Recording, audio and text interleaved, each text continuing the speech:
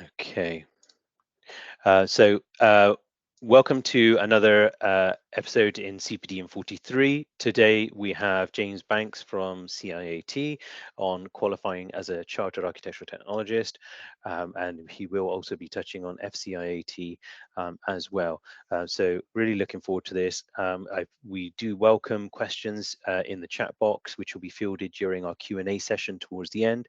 Please do ask as many questions as you can, and obviously what we can do as well is you can contact James after this for more direct questions, and then he can also highlight other methods in regards to engagement and understanding how to become chartered and any other specialisms, etc.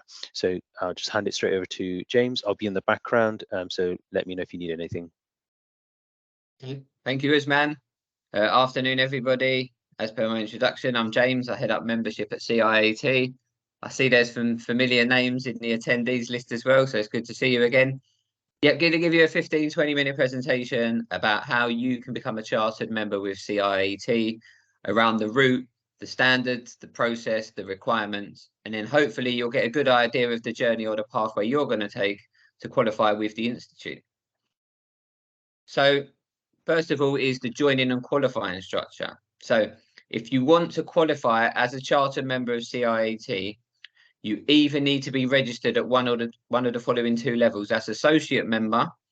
So associate membership is awarded on level of academic qualification, i.e. a foundation degree or a higher national level or above related to the built environment for an individual that is solely an employee or who's unemployed at the moment. That will enable you to become an associate member. To join as an associate member, you do it through the CIAT website, online application form, proof of qualification, CV, and relevant fees. Fees are around £70 application fee and £215 10-month associate subscription at the moment. That will enable you to register as an associate. If you're currently associate, then you're eligible to move on and qualify to become a chartered member. Now, alongside associate within the structure is affiliate status. So that is for individuals with an unrecognised level of qualification. So that might be just work experience. It might be the fact that you've got an overseas qualification that doesn't equate to the level you would need for associate. Or for those individuals that are offering private services directly to clients as a principal of their own business. So that could be offering services that complements your employment. So you could be employed and self-employed. That means you need to register as an affiliate. Moreover, if you're just offering services as a principal of your own practice or organisation, you would need to register as an affiliate. Again, join through the website, similar fees to that for associate. You would then move on and progress and aspire to qualify and become a chartered architectural technologist. So that's the highest professional qualification we offer, and that's available within architectural technology.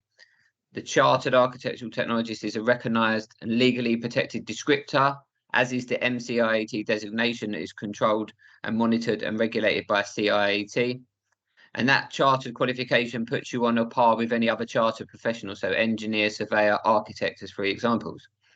Moreover, once you become a chartered member, there is the option to become a fellow member with CIAT, and I'll touch on that right at the end of the presentation. But really, I'm here to give you information and details on how you can go from associate or an affiliate to become a qualified chartered member of CIAT.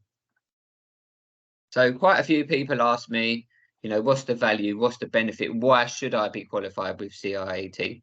And ultimately, you'd all have different reasons or different objectives as to why you want to become qualified as a chartered professional with CIAT in this instance. So you've got the recognition and profile that comes with being a chartered professional. Generally, the more experienced you are, the better qualified you are. The more in demand you are, the more healthy remuneration package you can demand from your current or future employers.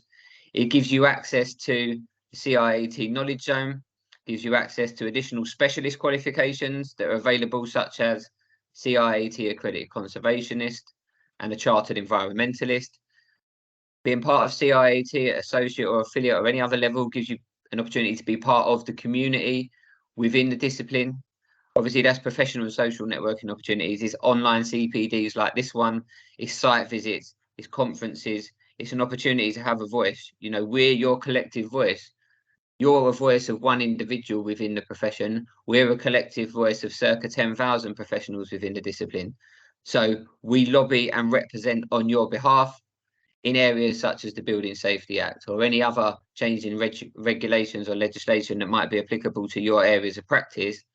CIAT will be involved with the relevant governments to represent the discipline and profession. There's also support through our mentoring network. So we've got Mentor Match Me around different areas of support you can get from mentors as a mentee. And also there's a technology network where there's specialist knowledge and advice available from your fellow members at no cost on certain areas that you might not be a specialist in. And again, you can find details on those on the CIAT website and at a later date. Another question I get asked, which is a fair one, is, I'm a student or I've just graduated. How long is it going to take me to qualify? Now, this progression infographic is just for a standard AT graduate. So let's say you study your degree full-time 3 years, then you need to get relevant experience, upgrade to associate member, and develop your portfolio to become a chartered member. The quickest I've known people to do it is around 2.5 years professional experience to meet the requirements to become a chartered member. However, if you took the average over the last 10 years of people qualifying as a chartered member, the average level of experience is 7.5 years in industry. So it's as long or as short as you choose to make it upon you being able to have the experience and the skills to meet the requirements to become a chartered member and get the MCIAT qualification. So we're talking about the professional assessment route today. That's the primary route that most people use to qualify. And again, if you just go into Google and type in MCIAT professional assessment, it will take you straight to the CIAT website with all the relevant information. So the assessment is a form that you fill in, and you need to cross-reference against what we call the professional standards framework, i.e. that's the criteria you need to demonstrate in your professional assessment application to show to CIAT you're at that level to become a chartered member. And it's broken down into 3 stages. So stage 1, we call the educational standards. It's an assessment of your knowledge and understanding or the theory of architectural technology. A good analogy is the modern style driving test. The stage 1 for our qualification process is similar to sitting your theory test to enable you to get your driving license. You know to do X, you know to do Y, and how do you know that? Now, for some of you in the room, the good news is if you have a CIAT accredited honours or master's degree, you're exempt from stage 1, because those organisations or institutions that offer these accredited CIAT qualifications have submitted their module content against our requirements for stage 1. Therefore, we're willing to give you an exemption. If you don't have a CIAT accredited honours or masters, you will need to demonstrate an equivalent attainment of knowledge and understanding against the 9 bullet points listed within stage 1 that can be found within the professional standards framework.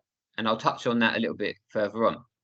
So once you demonstrate your theory and understanding of architectural technology, you then need to go about demonstrating stage 2, i.e. your practice standards. And that's an assessment of your work experience, your project-based outputs, showing your capability and the breadth and depth of your experience. So this is project-based work, and it's similar to sitting your practical driving test.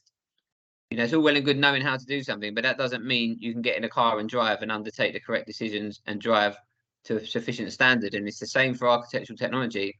We need to see you can deliver on projects at the required level to the required standard in a professional and competent manner. Now, the 4 areas, again, defined within the framework are designing, managing, practicing, and developing self. And again, I will touch on stage 2 in further detail. You do stages 1 and 2 in the workplace, filling in your assessment form, getting it supported by a qualified professional. We review stages 1 and 2.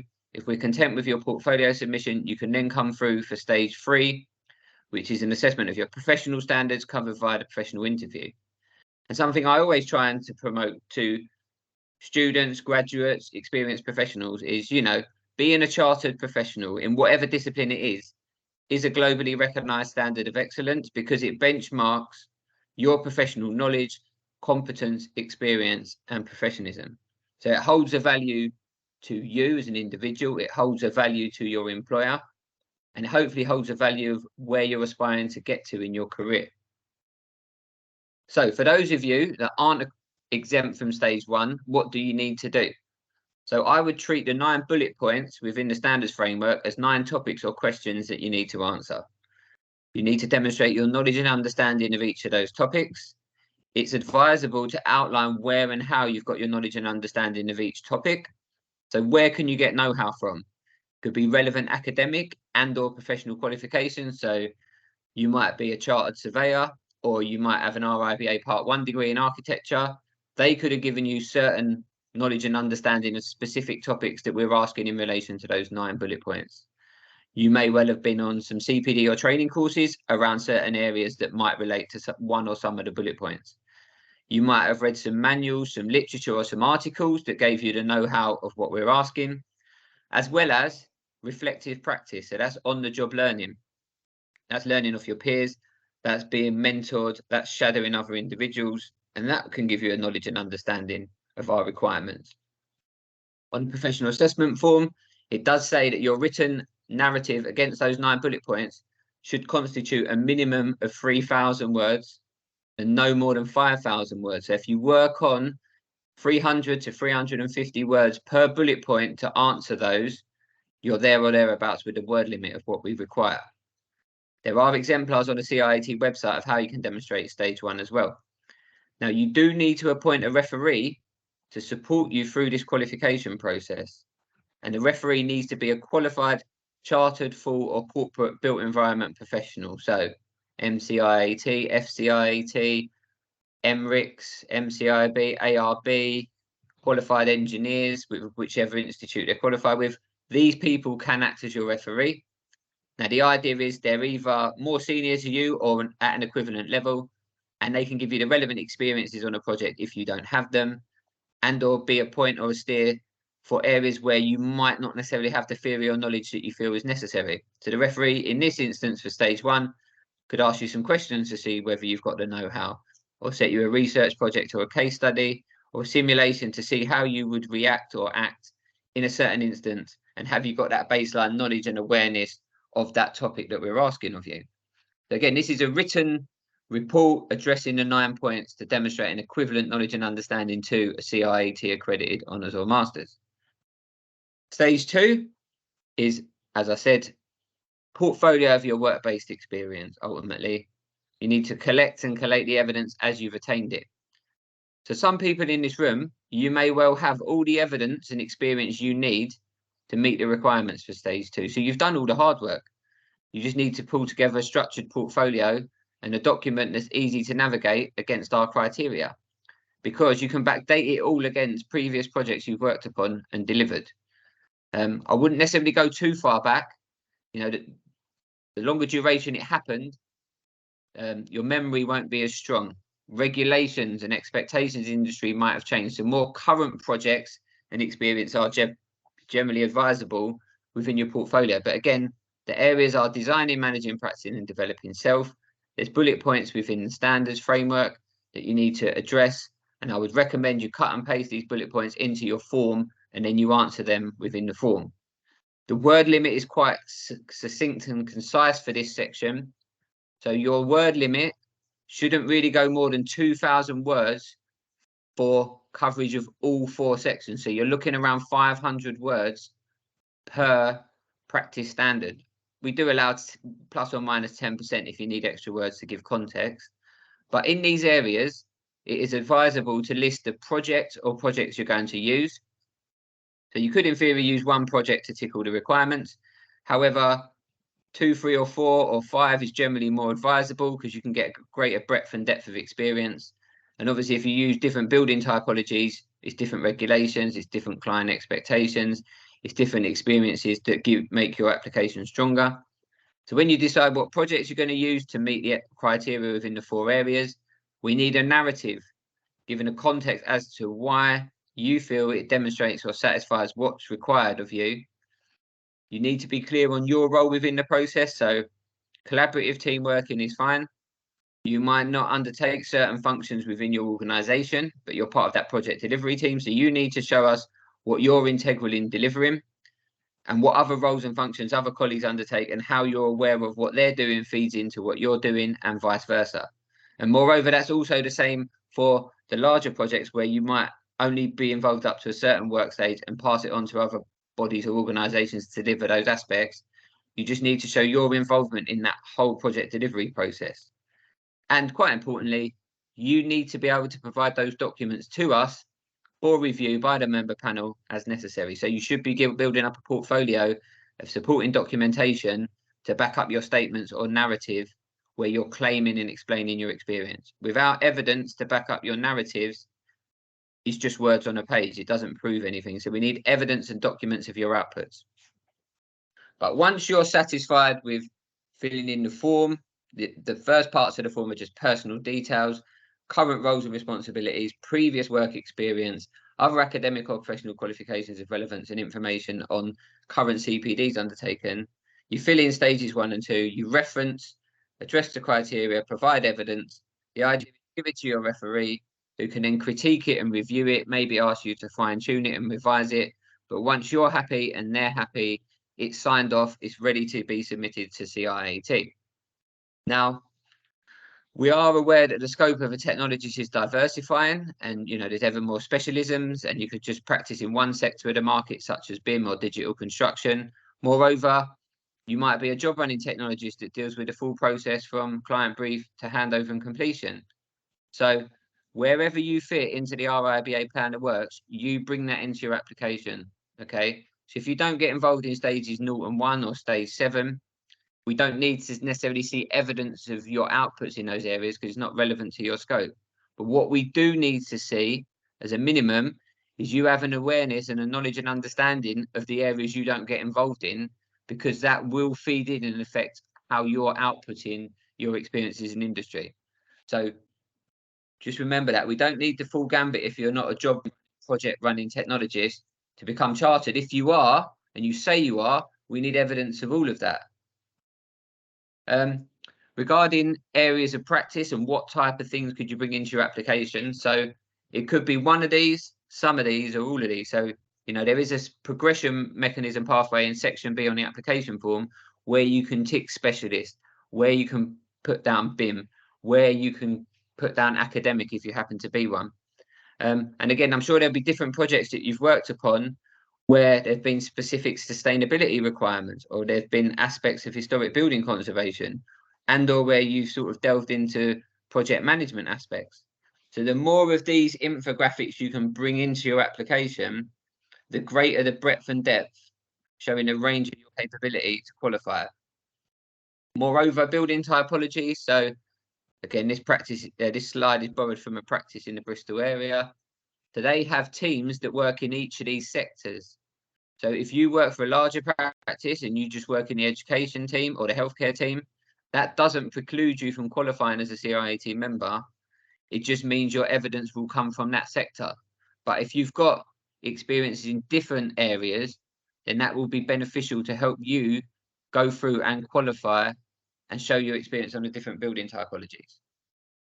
So you do stages 1 and 2, you fill in your form, you're happy, your referee signs it off, then you can send that back to CIAT. Now, if you want to submit, it needs to be done electronically. So you submit to membership@ciat.global. You need to pay a £350 professional assessment fee, which covers stages 1, 2, and 3. And you need to submit your application ideally via WeTransfer or OneDrives. We don't accept Dropbox at the moment. And then the application for stages 1 and 2 will be sent to the panel for review, and they will make a determination. Hopefully you get a pass and you move forward to professional interview, which is stage 3. Worst case, we're going to come back to you and say you've been deferred. We need further clarification or evidence on these points. And that submission, pass or deferral, you get 3 chances to submit your stage 1 and 2 portfolio to enable you to come to stage 3. And at each point, we'll give you a steer as to what we need to see to enable us to give you a pass to interview. So there's no fail through this process. So stage 3 is your professional interview. So interviews via Zoom at the moment are held every week. Okay. So once you get your application in, once you get approved to interview, you won't necessarily be waiting a long time. Now, the idea is the professional interview, that word makes people nervous. Just treat it as a professional discussion because it will be you with 2 or 3 fellow chartered technologists discussing what's written within your application. As long as your application is a fair representation of your capability and ability, then it should be quite an enjoyable process. The paragraph second from the bottom summarize it quite nicely. It's based around the information in your application. relates to your professional background, knowledge and understanding of the construction and project delivery process, overall experience, understanding of professionalism. So again, sensible to refresh yourself with a code of conduct. We don't necessarily need any portfolio of evidence for a Zoom interview. If you come face to face, which we are re-instigating later in the summer, then you can bring a portfolio for discussion. But we've already reviewed your portfolio and it's already been deemed suitable. It lasts for 45 minutes and the pass rate at the moment is 91% at interview. If you're not up to the required standards, you're generally getting deferred, asking for further evidence at the stage 1 and 2 assessment. So the odds are well in your favour if you come to interview and you're able to verbally convey what you've written in your application. You can be a chartered member for life as long as you adhere to the code of conduct and pay the subscription. Chartered subscription's 315 this year. If you get referred, they'll tell you what came across as deficient on the day verbally. We'll write to you within 10 working days, and then you'll get areas that you need to brush up upon before you come back and sit a referral interview, just honing in on those areas. But if you want to check out the YouTube channel about case studies, membership, awards, and see some of these CPD and 43s, it's there on this screen. So a couple of things to remember. So once you're a chartered AT, you are eligible to apply to become a fellow member. The only difference is if you become a fellow member, your designation changes from MCIAT to FCIAT, but you still remain a chartered architectural technologist. And it's designed to be a concise, streamlined application process where you need to cover the 4 criteria listed in bold. So you need to give a context, i.e. brief information about you and your activity and your position within architectural technology at the time of application. You will need to demonstrate either significant contribution to and/or excellence in architectural technology. If you've done something particularly significant or excellent, then there should be a definable impact of what that demonstrates. And again, that's quite key to the application process. And then value, how you're going to use fellow membership to continually promote and push the boundaries for architectural technology.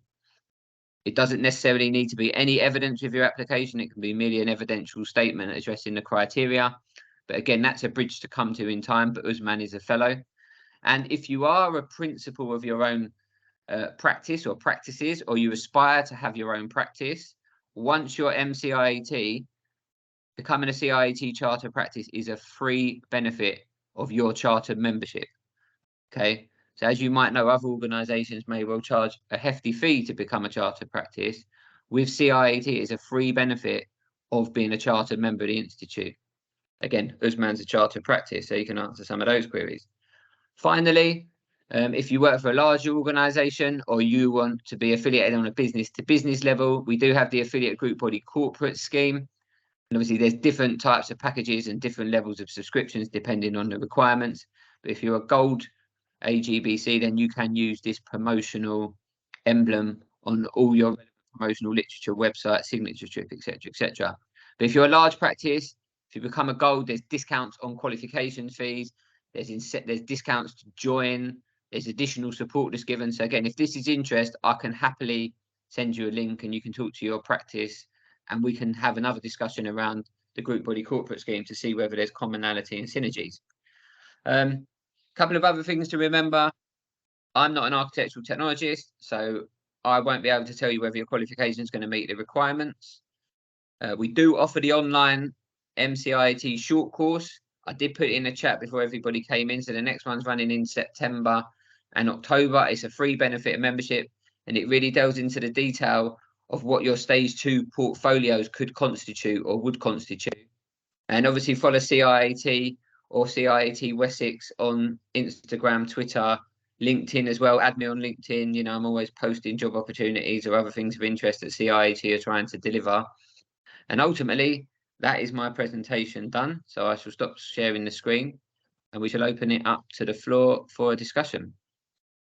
Thank you so much, James. Just to highlight, that was a whistle-stop introduction on to those elements. There is a career development course that is, James, remind me when that is? So I'm just re-putting it in the chat box now because I think I put it in before people came in. So the next one will be running. It's over Teams. It's 12 till 1 o'clock on a Wednesday, 6th of September, 13th of September. And the idea is after those 2 sessions, you've really got all the information you need to go and really crack on and develop your application. And you come back for a final wrap-up session on the 11th of October where we cover the professional interview and you ask any final clarifications or queries you're still not sure about. And that will give you all you need to go off and do it. But we cannot fill it in for you. You have to take that step and drive it forward to do the application. But it's a free benefit of membership. We did send this out to every member and affiliate from region 1 to 8. So that's northern through to central recently. And for the next group, if anyone's in regions 9 through to 16 within CIAT, they will then be offered the opportunity to go on the November-December course. So we're really keen to help you understand this better. And this is delivered by chartered ATs and fellow members who are involved in the assessment process of stages 1, 2, and 3. They're the people that lead the standards of how all our assessors go through and make their decisions. So these 3 people that deliver it are best placed to assist if you're still not sure. Great, thank you. So we've got a question in for stage 2. Do I need to have a mentor? And if I have everything ready and want to get them revised from a professional member / mentor before applying, is that possible? Yeah, so you just need to drop me an email and I will introduce you to a panel moderator who is quite happy to mentor. So he's mentoring a lot of people post a short course as well. So yeah, that's fine. Drop me an email. So I'll just put my email in the chat there. I'd like to think most of you have got it, but if you're not CIAT, then maybe not. Right, where are the other questions coming up now? So we've Dan, if got, you just click on that link above, that will give you all the dates of the course. It's all there. So just have a look at that one. If you're a graduate, I'm willing to let you join the course just so you know what's coming in the future. I want you to be aware of your path and your journey, your rite of passage. So again, drop me an email. I'll get you signed up on the course. Obviously, if yours, graduates are not a problem. And what is it? Reference work. Yeah, so if you're referencing or providing evidence from a current employer or previous employer, please ensure you've got their permission to provide those documents to CIAT. Generally speaking, if you've got a referees from within the organisation that you're applying from, they will know that because they would have signed it off. Other things to consider: compliance with GDPR. It is your responsibility to ensure compliance with GDPR. So we shouldn't really be getting names. We shouldn't really be getting addresses on planning applications, as an example. So you can desensitize as necessary. We don't need all that detail. We can see the content of what you're delivering as a potential chartered architectural technologist, while you desensitizing a lot of that core information. We've had applications from professionals in the nuclear sector, in other areas where it's covered by the Official Secrets Act. So you can desensitize and we can work with you as necessary, depending on where you're practicing and what your restrictions are. Oh, have I put the old short calls up? Hold on, Dan. Yeah, I think those dates. Oh, that's the other one. Sorry, one sec. Yeah, I'll get the other one up, Dan. 1 second. Whilst you're doing that, so a couple of other questions that come up. One is I see quite a lot of people asking that they potentially have 5+, if maybe even 10+ years worth of experience, and are either concerned about the time it takes to actually put the information together or nervous to present the information. I presume obviously one angle is that they can be paired up with a mentor to sort of get that over the line, and then in regards to time taken, is that something you can sort of clarify a little maybe? It's as long as it takes for you to feel confident in your competence. So I don't want you to rush it. I want you to feel suitably ready and prepared. But yeah, I'd probably say 3 years experience is probably a minimum. If you're doing it any quicker than that, you've got to be particularly switched in on what you do, and you've got to have a particularly supportive employer. Maybe work for a smaller practice that exposes you to more sooner rather than later. But yeah, anything 3+, you should be thinking, maybe I'm there or thereabouts. And if you do the short course and you see the kind of things we cover around what the potential options are, then you might have a better idea that, oh, I need a bit more experience and I need to go and speak to my line manager. I need to speak to a director or a partner or a colleague, so that if that's coming up in the next 3 to 6 months, I can have that experience, so that when I bring that into my application, I feel a lot more confident that I've covered that aspect, if you see what I mean. Great. And then another question that I often get is someone who may have done, say for example, an AEE course or a Part 1 course and is considering a becoming professionally qualified as a chartered AT. Can you just maybe just go through that and sort of explain what experience is Okay. required? Obviously, it might be another number of other professional courses that they've done, but those are the two that come to mind for the second. Yeah, so yeah, if you've got a part one, or you've got a degree in construction project management, or you've got a master's in sustainable architecture, whatever it might be, that will enable you to come in as an associate of CIAT as long as you're not a principal or offering private services through self-employment. You come in as an associate, you work through the professional assessment, but you don't get the exemption from stage one. You just need to demonstrate your knowledge and understanding of those 9 bullet points. And you could refer back to your academic qualifications and the module content. But let's say you studied that 6 years ago. How fresh and relevant is that to your knowledge and understanding? It may be that it gave you a base, but you've rapidly progressed on from there. And your knowledge and understanding you're trying to convey to us now has really come from what you've learned on the job through professional practice. So there's no door shut to you. There's no preclusion. There's no need to go back to university and study another course. You just have to map your knowledge and understanding in relation to the criteria within the standards framework. And stage two, everybody has to do stage two. Everybody has to do stage three. No matter your background, how senior you are, how long you've been doing it, everyone has to do stage 2 and 3. Stage 1 is the only part you can get an exemption from. Projects wise, that Hannah's asking, how long's a piece of string? Generally, I wouldn't go more than 8, but you can do it with 1. I've seen it done with just 1. If it's a particularly large project that's gone on for many a year, based on the organisation you work with, then that is acceptable. But the more you can bring in, it's that breadth and depth, different experiences, different building typologies, different regulations, legislation, different types of contract, different client requirements. It's all things that help you develop and make you a stronger technologist, if you see what I mean. Health and safety tests, yeah, so CSCS cards.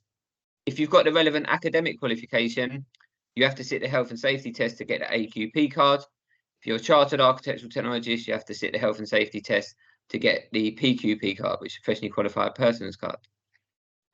But it's not a requirement, is it? No, it's not a requirement for membership. It just gives you access to that if you want it, if you see what I mean. So yeah, sure, it's not a requirement. It's just an option of something else that you could get or your employer might want you to get.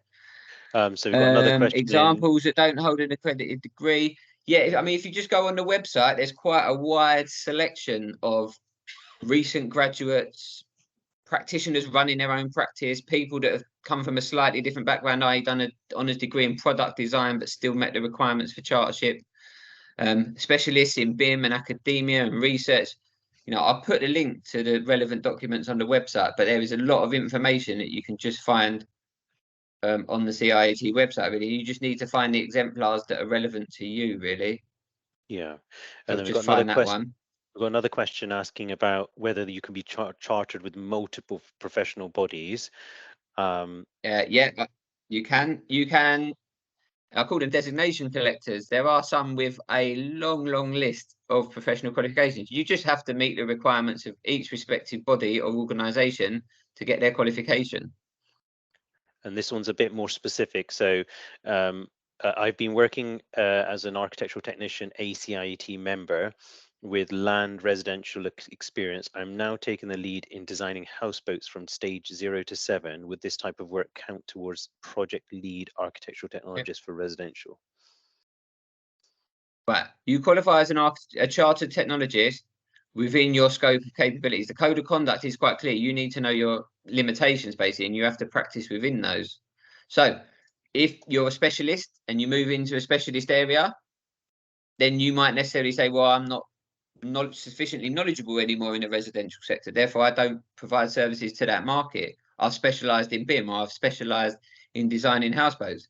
You go through the full RIBA plan of work by the looks of it. So that will be sufficient. And you could potentially put your application through as a specialist application. Then I'm a specialist in houseboat design. And that would quite happily consider your application as you put it to us. Each application is assessed on its merit as to your area of practice within architectural technology, because all of you are different. You've all got different experiences, different backgrounds, you work for different practices, different roles and functions. but you need to put together a structured professional submission to show us your suitability, and we will happily consider that based on how you structure your application and what you provide to us.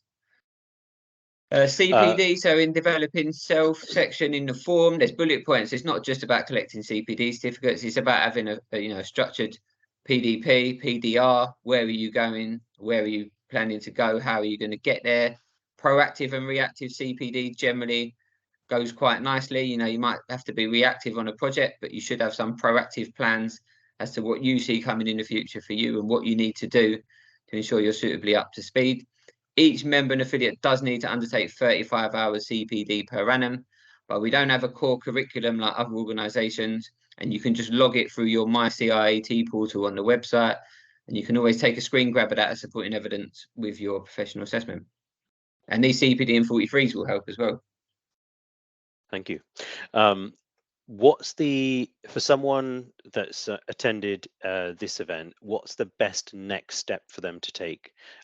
Some people may be nervous in regards to engaging. Some people may be considering their options. Some people may be thinking, do I have enough information? Do I have enough experience? How much time is this going to take? What's the best next step for someone? If you're not sure, the best next step is the short course, which is the link I provided after Dan correctly highlighted that it had the wrong dates on it. So it's the one that's being run on the 6th, the 13th of September and the 11th of October. That is really where we will open your eyes to what exactly could or would be necessary for you to become a chartered technologist. So mine's very much like headline, overarching detail, considering I'm not a chartered technologist, but these people delivering this course, there'll be lots of infographics, lots of considerations for designing, managing, practicing, developing, and they'll spend a lot of time discussing and giving you insight on some of these or all of these could be relevant. Obviously, everything we discuss is not going to be everyone's got to provide all of those because it's about where you practice and what your roles and functions are at your current level. So I would personally recommend the short course as the next step. If you're not sure, it is strictly speaking a benefit of membership. So you need to be a registered associate or affiliate. I can be a bit pragmatic about that. If you're going to say, look, James, I'm really thinking about joining. If I sit this course, I'll probably be more inclined to join and I probably will join. I'll probably take your word at face value for that one. Recent graduates, the main first step is really to be an associate member because then you're involved in that CIAT community. Then you can get invited to your regional events. So obviously the Wessex region have a really busy calendar of events. The London region have a really busy calendar of events. There's a lot of online teams and remote opportunities of CPD that you can get through all the other communities within CIAT. And we've also got the Aspiration Group, which is the Future Professionals Network. And one of Usman's colleagues on the Wessex region will be the forthcoming chair for that, and that's Joe. And obviously he'll have some ideas of how we really want to push this. And we at CIAT are really keen to help them reinvigorate because we've all sort of coming out of that COVID bubble and that hybrid working from home, says me sitting working from home. But, On we're that keen point to as get well. back out there and raise the profile and push the profession forward. And ultimately, the graduates and the students are the future of CIAT. So we want you involved and we want you to come on that journey with us and help drive the profession forward. And specifically on that point, if everyone could encourage students to become members of the Institute so that they're receiving articles, communications from either the regional or central office, so they're able to sort of stay abreast of any changes, as James lightly mentioned. For example, the Building Safety Act is going through Parliament at the moment. Second reading is yet to become fully entrenched in law. However, there's going to be there's been huge impact in regards to the way in which everyone works already, and there will be a huge impact in the way people work moving forward. So just bear all of this. That's just one example of a huge plethora of things that are coming in. That will be something that you need to take into consideration in your professional career, whether you're working with an employer or whether you're looking to start your own business, whether you're here within the UK and or even abroad, because CIAT is a global has global presence with centres all over the world and hubs where there's a huge amount of people that are also members in different regions. Maybe James can touch on that a little bit further as well. Yeah, so 16 regions in the UK and overseas centres covering the globe. Obviously, our strongest most well represented centres are probably Hong Kong, Republic of Ireland, and Europe. But the idea is there's a community of ATs around the world within CIAT to help you wherever you want to go. So, if you're a graduate technologist and you're thinking about going to practice in Dubai, then there'll be people on that committee that have done that and are doing really well for themselves, and they might spare you 10, 15 minutes just to have a chat and say, this is how things are viewed slightly different over here, but you'll just be as valuable as you are and understood. But they might term you an architectural engineer as an example, or something else of that ilk. So yeah, there's a whole community of CIT spread across the world, and the idea is you can be part of that, and it can help you get where you want to go, and wherever that is, whether it's local, staying where you are, or whether you want to go further afield. There's quite a few options out there for you, and science and technology drive it all walks of life forward. So AT is the future within the architectural realm. Couple of final questions I can see. Yeah. So, Ian, the most recent iteration or revision to the professional assessment application form was from the 1st of May. They're all on the website now, so please ensure you're using the current CIAT website. Work from a recent master's, it depends on the outputs, really. If it's just academic work and it's got no practice-based outputs in relation to industry requirements, I'd probably just use your practice-based experience really to demonstrate stage 2 working on projects. But again, we will assess each application on its merit, and it's up to you on how you want to word your narrative, how you want to word your statement, and how you want to put forward your application to us. So, you're the artist, paint your picture. You're the author, write your story. Align it to the standards framework and the general outline requirements within the professional assessment. But other than that, you've got license to paint whatever picture you want to demonstrate to us, and we will make a judgment based on what you present to us. So it's quite a fair and pragmatic approach, and it's open to all. No matter where you sit or where you are, you might just be starting off in the early days of your career, but you can still be a chartered technologist with aspirations to move on and get higher up. We take that into account because you outline your roles and responsibilities in section C of the application form. So we know where you are, and we just take a judgment and say, yep, we're happy to give them the qualification. We trust they're going to act professionally and ethically at all times. Good luck to them. Go on and succeed and see where you go. Great. So thank you everyone for that. Obviously, you can contact James directly via email if you have any specific questions.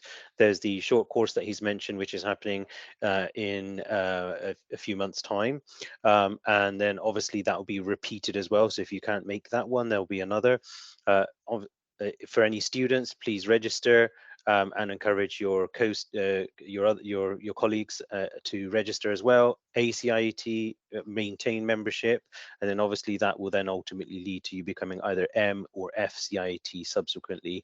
And we encourage people to get involved with any of the local regions and generally get involved with all sorts of facets of the institute to push it into the future. As you can see, I've just shared our screen. So obviously, thank you again for attending CPD in 43, qualifying as a Chartered Architectural Technologist, presented by James Banks, who's the Membership Director at CIAT. I'm just going to highlight a few more talks that we've got coming up.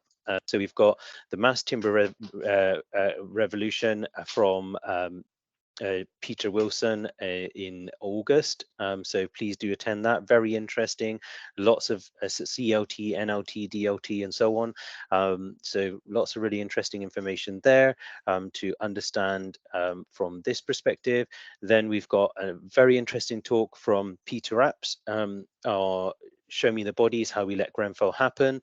An author who's followed the process of what's happened at Grenfell very closely and has actually authored a book on it. So that's a talk in September. Really looking forward to that. We've got a talk in October, Protecting the Physical and Digital Engineered World, from a security advisor, UK government security advisor. Then we've got a couple more talks already lined up. We haven't got those posters made, but we've got one on inclusion in November. And then we've also got another talk lined up in December from Weinerberger. So I hope you guys can all attend those, and please do invite colleagues. Please feel free to share screens in the office to have sort of shared lunch CPD when this is live. We massively encourage that, and please do comment and ask for any specific CPDs that you require with our schedule for 2024. Thanks, James. Yeah, my pleasure. Anyway, keep in touch, people. There's a few familiar names. I'm on LinkedIn. Whatever it is, just ask. If you don't ask a question, you won't ever get the answer, yay or nay or maybe. So don't be afraid to reach out to me. All right, cheers, Great. man. I'll see you soon, yeah? All right, thank you. Okay, cheers. Bye bye.